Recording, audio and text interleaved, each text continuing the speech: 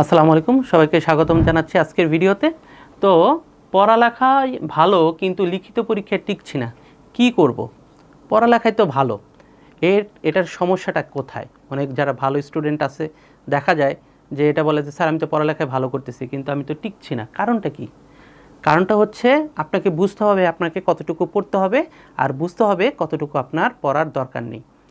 দশম থেকে শুরু করে 20তম গ্রেডের জন্য যেগুলো প্রস্তুতি নেওয়া দরকার আপনাকে সেই টপিকগুলো নিয়ে কিন্তু কাজ করতে হবে। আপনি যদি বেশি পড়েন, বেশি পড়াশোনা করেন, তাহলে কিন্তু আপনি আবার টিকবেন না।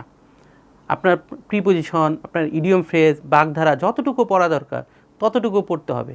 কিন্তু আপনি যদি পুরো অনেক বড় একটা মোটা বই নিলেন বিসিএসের বা বড় লেভেলের, সেটা নিয়ে আপনি প্র্যাকটিস করা শুরু করলেন, তাহলে কিন্তু হবে না। তাহলে কিন্তু দেখা যাবে আপনি কিন্তু টিকবেন না, হয়তো বা টিকবেন কিন্তু লেট হবে। অনেক ভালো স্টুডেন্ট কিন্তু দেখা যায় কি একটু দেরিতে টেকে, দেখা গেছে। আবার ভালো স্টুডেন্ট যারা বুঝতে পারে তারা কিন্তু তাদের সিলেবাসটা মোটামুটি তৈরি করে ফেলে, সেভাবে কিন্তু বারবার রিভিশন দেয়।